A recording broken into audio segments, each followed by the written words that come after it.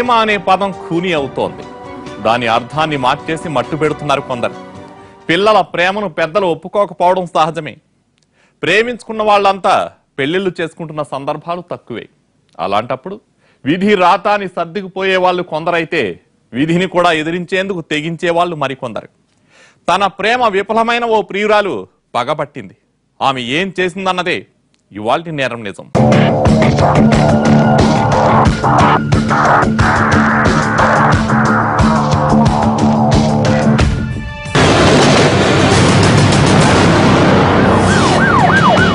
ప్రేమించిన వాళ్ళను పెళ్లి చేసుకోకపోతే సూసైడ్ చేసుకోవాలా?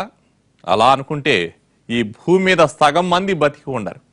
ప్రేమ విఫలమైతే కొన్నాళ్ళు ఆ బాధ అలాగే ఉంటుంది. ఆ తర్వాత మనసు రాజీ పడుతుంది. తప్పదు, పరిస్థితులను బట్టి సర్దుకుపోవాల్సిందే. కానీ ఆ యువకుడు తట్టుకోలేకపోయాడు. ప్రియురాలి కోసం ప్రాణాలు తీసుకున్నాడు.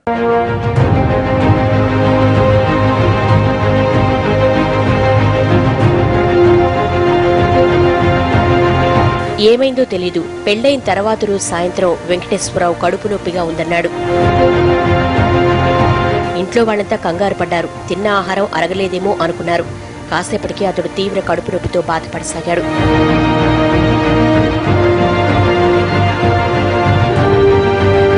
అమ్మా నాన్నలతో పాటు భార్య సంధ్యాదేవి కూడా కంగారు పడింది.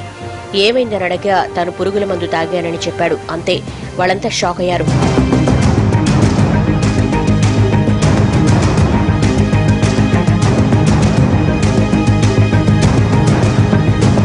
హుటాహుటిన అతను ఆసుపత్రికి తరలించబోయారు.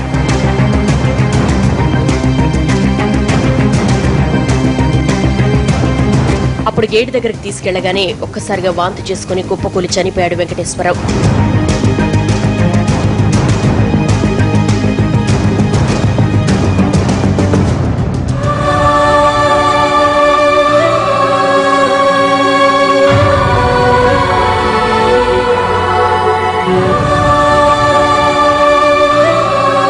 చిన్నప్పటి నుంచి కలిసి తిరిగిన మరదలికే ఇచ్చి పెళ్లి చేశాం.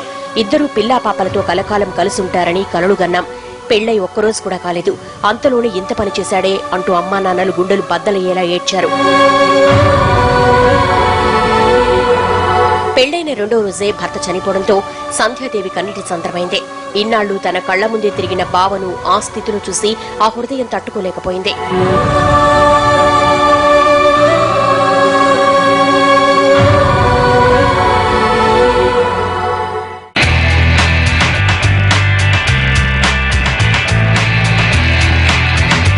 వెంకటేశ్వరరావు అదే ఊరుకు చెందిన వెంకటలక్ష్మి 2 ఏళ్లుగా ప్రేమించుకుంటున్నారు. ఇద్దరి పేర్లే కాదు, మనసులు ఆలోచనలు కూడా ఒకేలా ఉండేవి. అందుకే వాళ్ల మధ్య ప్రేమ బంధం విడదీయలేనంతగా బలపడింది.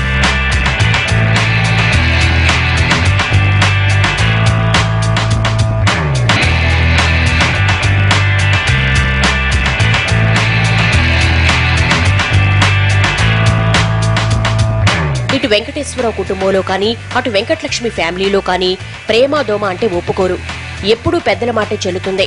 అందుకే వీళ్ళిద్దరూ సీక్రెట్ గా కలుసుకునేవాళ్లు. కనీసం ఊళ్ళో జనానికి కూడా తమ సంగతి తెలియకుండా జాగ్రత్త పడేవాళ్లు.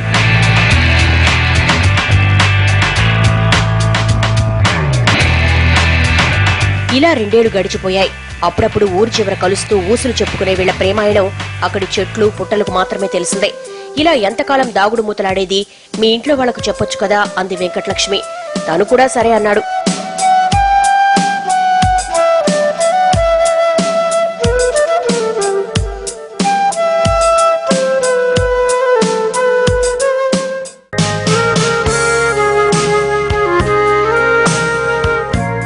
ఆ రోజు వెంకటేశ్వరరావు ఇంటికి వెళ్లగానే ఇంట్లో సంధ్యాదేవి కనిపించింది. ఆమె ఎవరో కాదు, మేనమామ కూతురే.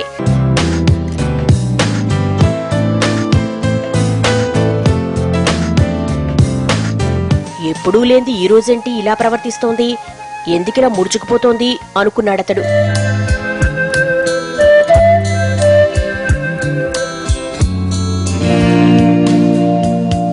తీరా ఇంట్లోకి వెళ్ళగానే, రారా, నీ గురించి మాట్లాడుకుంటున్నాం.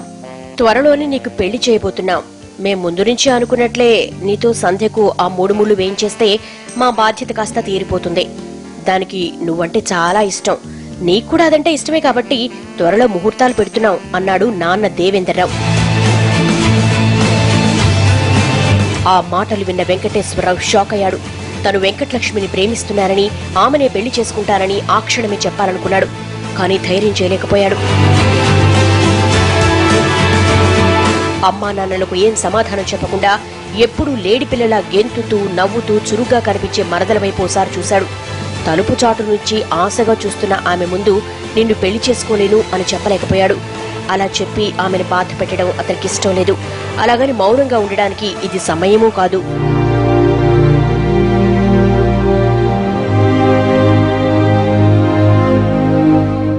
ప్రేమించుకునే వాళ్ళు మొహమాటాలకు పోవడం కరెక్ట్ కాదు. ఎంత ఇబ్బంది అయినా ఏం జరిగినా సరే తమ ప్రేమ విషయాన్ని ఇంట్లో వాళ్ళకు చెప్పాల్సిందే, లేదంటే అందరూ ఇబ్బంది పడతారు. మరి వెంకటేశ్వరరావు ప్రేమ వ్యవహారం ఎందుకు బెడిసి కొట్టింది?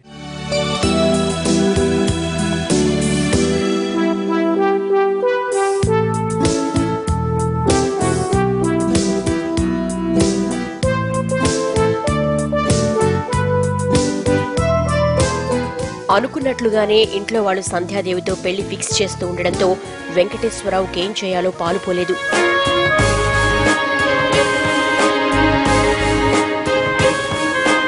అదే విషయాన్ని వెంకటలక్ష్మికి చెప్పాడు. ఆ రోజంతా ఇద్దరూ బాధపడ్డారు.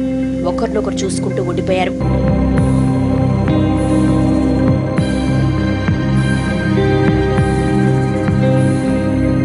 ఏదైతే జరగకూడదని ఇన్నాళ్ళు అనుకున్నారో అదే జరగబోతోందా?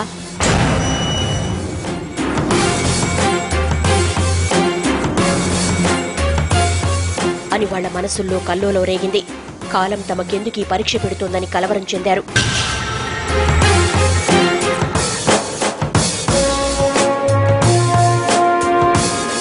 నువ్వేం చేస్తావో ఏమో, ఎలాగోలా మన విషయం మీ వాళ్లకు చెప్పు, నేను మా వాళ్లకు చెబుతాను.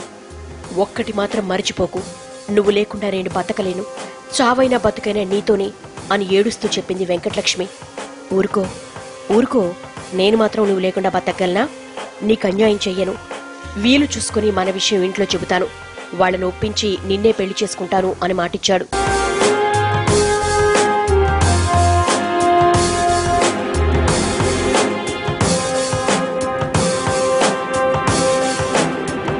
వెంకటలక్ష్మి ముందు ఎంత ధైర్యంగా మాట్లాడినా ఇంట్లో మాత్రం నోరు తెరిచేవాడు కాదు. తన విషయం చెప్పాలంటేనే వణికిపోయేవాడు. అమ్మా నాన్నలేమో పెళ్లి పనుల్లో పడ్డారు. ఎవరెవర్ని పిలవాలి, ఎంతమంది వస్తారు, ఎంత ఖర్చు అవుతుంది, వాళ్ల హడావుడి వాళ్లది. ఇలా రోజులు గడిచిపోయాయి.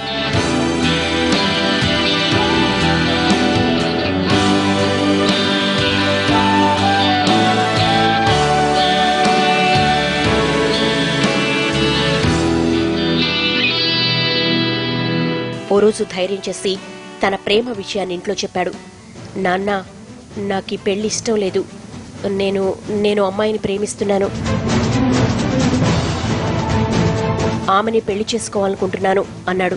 అంతే, దేవేంద్రరావు ఇంతెత్తున లేచాడు. ఏమన్నావు? ప్రేమిస్తున్నావా? ఓవైపు మేము సంధ్యతో నీ పెళ్లికి ఏర్పాట్లు చేస్తుంటే నువ్వేమో ఇంకెవరినో చేసుకుంటానంటే ఎలా? అయినా సంధ్యకేం తక్కువ, అందంగా ఉంటుంది, ఎంతో అణుకువైన పిల్ల, పైగా నీకు మరదలే. మీ ఇద్దరికి పెళ్లి చేయాలని మేమంతా ఎప్పటినుంచో అనుకుంటున్నదే కదా. ఇప్పుడు నువ్వు పెళ్లి చేసుకోనంటే వాళ్ల ముందు మేము తలెత్తుకోగలమా? ఇదిగో ఇప్పుడే చెప్తున్నా, 600 నువ్వు సంధ్యను పెళ్లి చేసుకోవాల్సిందే. లేదంటే చెప్పు, ఇప్పుడే నుయ్యో గోయో చూసుకుంటాం అంటూ మండిపడ్డారాయన. ఆ పిచ్చి పిల్ల నీపై ఎన్ని ఆశలు పెట్టుకుందిరా. ఇప్పుడు నువ్వు కాదంటే తన పరిస్థితి ఏమిటి? ఊళ్ళో వాళ్ళంతా ఏమనుకుంటారు? వాళ్ల ముందు మనం తలెత్తుకు తిరగగలమా? మా మాట విని సంధ్యం చేసుకో, నీ మంచి కోసమే చెప్తున్నామంటూ వెంకటేశ్వరరావును మరో మాట మాట్లాడనివ్వలేదు.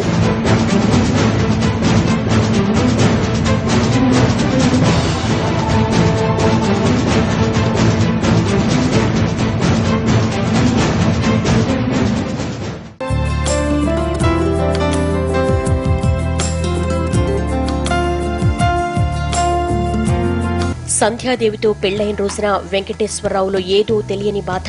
చుట్టూ బంధువులు, స్నేహితులతో ఆ ఇంట్లో పండుగ వాతావరణం ఉన్నా అతడు మాత్రం ఒంటరయ్యాడు. మనస్సు లోతుల్లో గూడు కట్టుకున్న బాధను లోలోపలే అణిచేసేందుకు ప్రయత్నించసాగాడు. తన విషయం సంధ్యకు తెలియకుండా మేనేజ్ చేశాడు. అనుకున్న దానికంటే గొప్పగానే పెళ్లి చేశామనుకుని సంతోషపడిన వెంకటేశ్వరరావు తల్లిదండ్రులు తర్వాతి కార్యక్రమాల్లో తలమునకలయ్యారు. వెంకటేశ్వరరావుకు మాత్రం మనసులో లేదు. ఓవైపు ప్రేయసి ఆలోచనలు, ఆమెతో తిరిగిన రోజులు, ఇచ్చిన మాటలు గుర్తుకొస్తున్నాయి.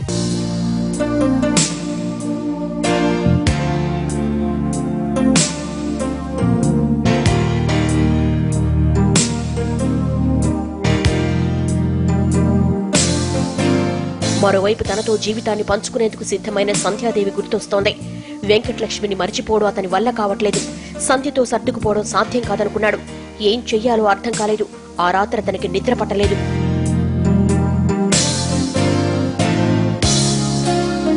ప్రేమ వ్యవహారం తెలియని సంధ్య మాత్రం తన బావతోనే తనకు పెళ్లైనందుకు ఎంతో సంబరపడింది. అతనితో కలిసి 7 అడుగులు వేసిన ఆమె 100 ఏళ్లు ఎలా జీవించాలన్న దానిపై ఆలోచనలో మునిగిపోయింది. ఇన్నాళ్లు తనలో దాచుకున్న చిన్ని ఆశల్ని మళ్లీ గుర్తు చేసుకుంటూ ఊహల్లో తేలిపోయింది.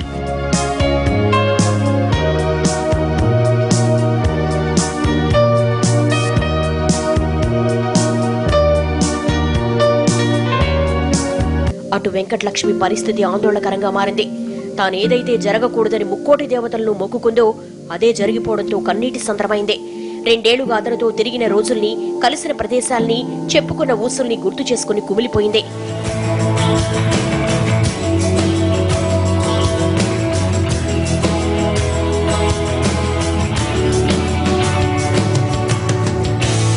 అప్పటి మధుర క్షణాలన్నీ ఆమె కళ్ల ముందు కదలాడాయి. మనస్సును కకావికలం చేశాయి. ఒక్కసారిగా అతను లేని ప్రపంచం ఆమెకు నరకంలా తోచింది. ఈ బతుకు బతికే కంటే చావడం మేలనుకుంది.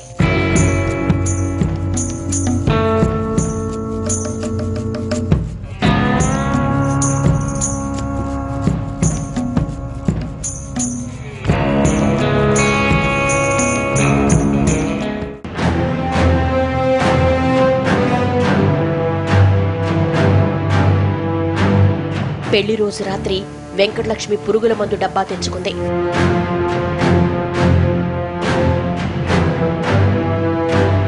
అందరూ నిద్రపోయాక తన గదిలోకి వెళ్లి తాగేందుకు సిద్ధపడింది.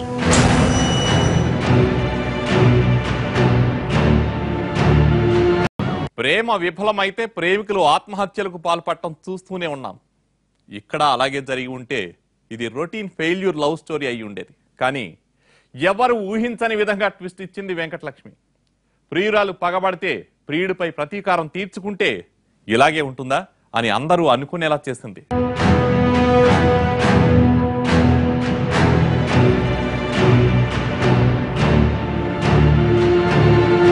ఆ టైంలో ఆమె తమ్ముడు నాగేంద్ర ఆ దృశ్యం చూసి షాక్ అయ్యాడు.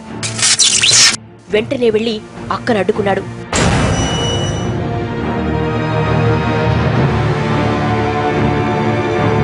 అక్క, ఏంటిది?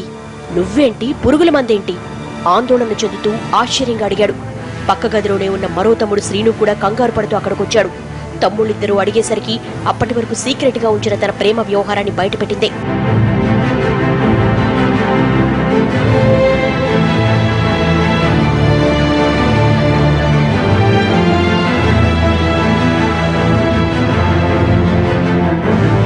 ఫ్లాష్ బ్యాక్ మొత్తం తెలుసుకున్న తమ్ముళ్ళు ఆవేశంతో రగిలిపోయారు. తప్పు వాడు చేస్తే నువ్వు చావడమేంటి? వేరే అమ్మాయిని పెళ్లి చేసుకుని నిన్ను మోసం చేసింది వాడు. వాడికి బుద్ధి చెప్పాల్సింది పోయి నువ్విలా చేస్తే ఎలా అని అక్కను ఓదార్చాడు.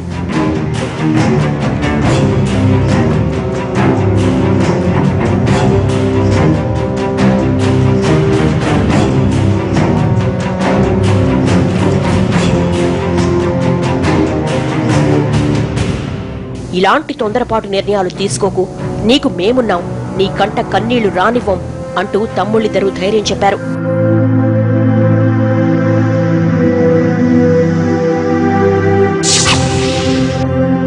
నిన్నింతలా బాధపెట్టిన అతన్ని వదిలే ప్రసక్తే లేదు అంటూ అప్పటికప్పుడే ఓ ప్లాన్ వేశారు.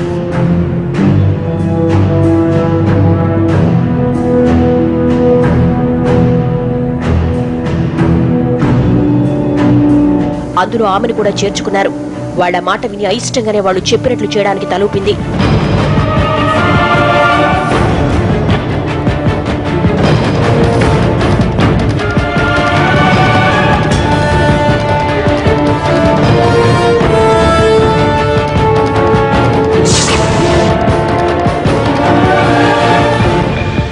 తరువాతి రోజు సాయంత్రం ప్లాన్ ప్రకారం తమ్ముళ్ళిద్దరూ వెంకటేశ్వరరావు దగ్గరికెళ్లారు.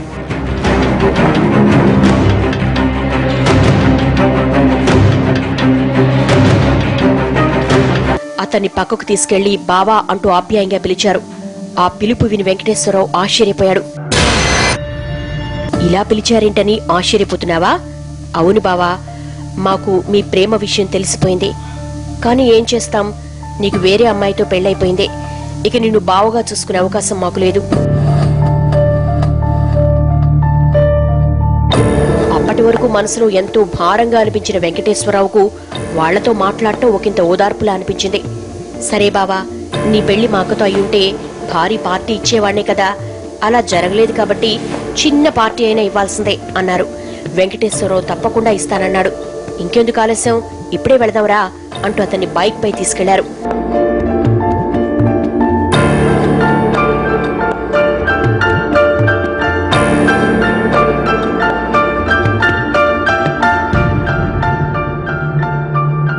ఇలా కొంత దూరం వెళ్లిన తర్వాత దారిలో బైక్ ఆపమన్నాడు. వాళ్ళిద్దరూ వెంకటేశ్వరరావుకు షాక్ ఇచ్చారు. బావా, నీకో చెలక్. నిన్ను తీసుకెళ్తున్నది మందు పార్టీ కోసం కాదు, మా చెల్లి చివరిసారిగా నీతో మాట్లాడాలనుంది అంది. అందుకే పార్టీ అని వంక పెట్టాం అన్నాడు చిన్న తమ్ముడు శ్రీను. పోనీలే, చివరిసారిగా వెంకటలక్ష్మిని చూసినట్లు మాట్లాడినట్లు అవుతుందనుకున్నాడు వెంకటేశ్వరరావు.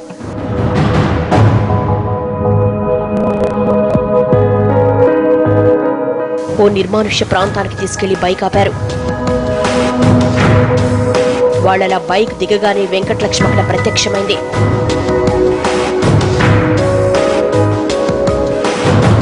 వాళ్ళిద్దరిని అక్కడే వదిలేసి వెళ్లిపోయారు తమ్ముళ్ళిద్దరూ. ఇద్దరి మధ్య కాసేపు మౌనం ఊగిసలాడింది.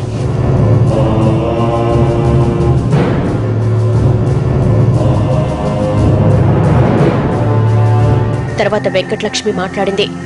ఎందుకిలా చేశావు? మనిద్దరం పెళ్లి చేసుకుందామని ఎన్నో కలలు గన్నాం. నువ్వు లేక నేను, నేను లేక నువ్వు బతకగలమా? నువ్వు లేని జీవితం వ్యర్థం. నాకు క్షణం కూడా బతకాలనిపించట్లేదు. మనకు కలిసి జీవించే అవకాశం ఎలాగూ లేదు. అందుకే కలిసి చనిపోదాం అంటూ ఏడ్చేసింది.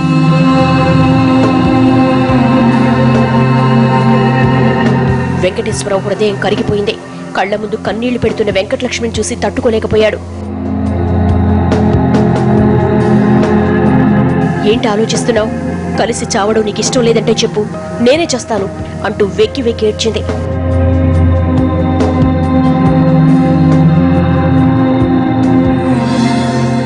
ఆమె మాటలు అతని హృదయాన్ని రంపపు కోసాయి. అప్పటికి ఆమెకు అన్యాయం చేసినట్లు ఫీల్ అవుతున్న వెంకటేశ్వరరావు హృదయం మరింత బరువెక్కింది. తన కోసం చావడానికి సిద్ధమైన ఆమె కోసం తాను చావడమే కరెక్ట్ అనుకున్నాడు. అవును, నువ్వన్నదే నిజం. విడివిడిగా మనం బతకలేం. అందుకే కలిసి చచ్చిపోదాం.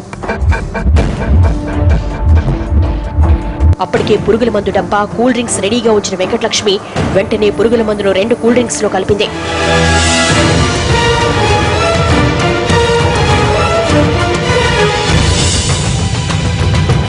ఇద్దరూ తాగబోతుంటే వెంకటేశ్వరరావు ఆమెను అడ్డుకున్నాడు.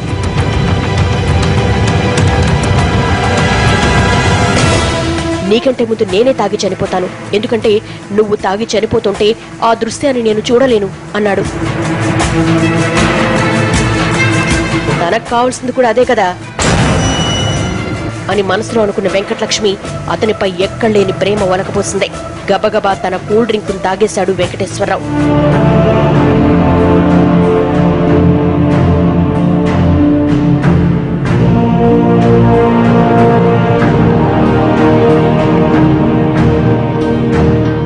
అతడు తాగిన తర్వాత వెంకటలక్ష్మి తన కూల్ డ్రింక్ ను విసిరి కొట్టింది. అతను షాక్ అయ్యాడు.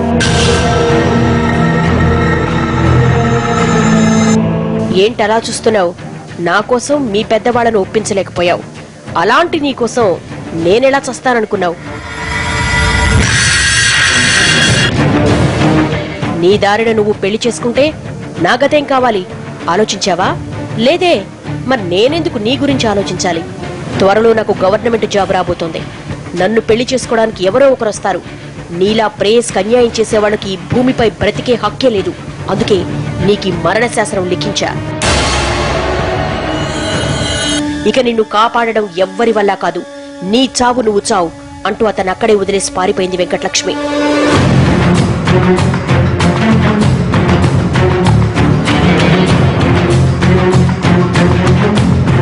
వెంకటేశ్వరరావుకు మతిపోయినంత పనైంది. ఆ షాక్ నుంచి తేరుకోలేకపోయాడు. చుట్టూ చూస్తే ఎవ్వరూ లేరు.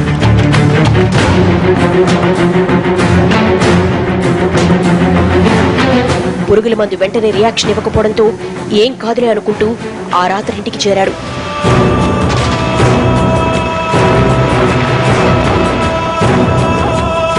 బయట జరిగిందేది ఇంట్లో వాళ్లకు చెప్పకూడదనుకున్నాడు. వెంకటలక్ష్మి ఆమె తమ్ముళ్ళు చేసిన మోసాన్ని బయటపెట్టి ఆమెను ఇబ్బంది పెట్టకూడదనుకున్నాడు. కానీ ఇంటికి వెళ్లాక అతనికి కడుపు నొప్పి వచ్చి వాంతులయ్యాయి. నొప్పి తట్టుకోలేక ప్రాణాలు కోల్పోయాడు. వెంకటలక్ష్మి తమ్ముళ్లు పార్టీ కోసం తమ కొడుకును బయటకు తీసుకెళ్లినట్లు వెంకటేశ్వర అమ్మా నాన్నలకు తర్వాత రోజు తెలిసిందే. వాళ్ళిద్దరిపై అనుమానం వచ్చి పోలీస్ స్టేషన్లో కంప్లైంట్ ఇచ్చారు. దాంతో అసలు నిజం బయటపడి వెంకటలక్ష్మి ఆమె తమ్ముళ్లు కటకటాల పాలయ్యారు.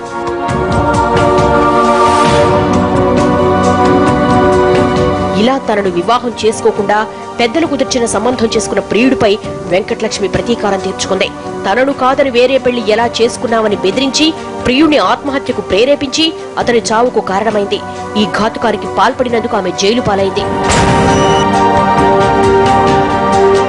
వెంకటలక్ష్మి విషయంలో వెంకటేశ్వరరావు చేసింది తప్పే. పరిస్థితులు అతనితో అలా చేయించాయి. వెంకటలక్ష్మి అతన్ని మర్చిపోవడానికి ప్రయత్నించి ఉంటే కొన్నాళ్ల తర్వాత ఇద్దరు సంతోషంగా జీవించేవాళ్లే.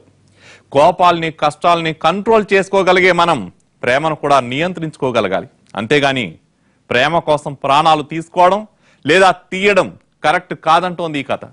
ఇది ఇవాల్టి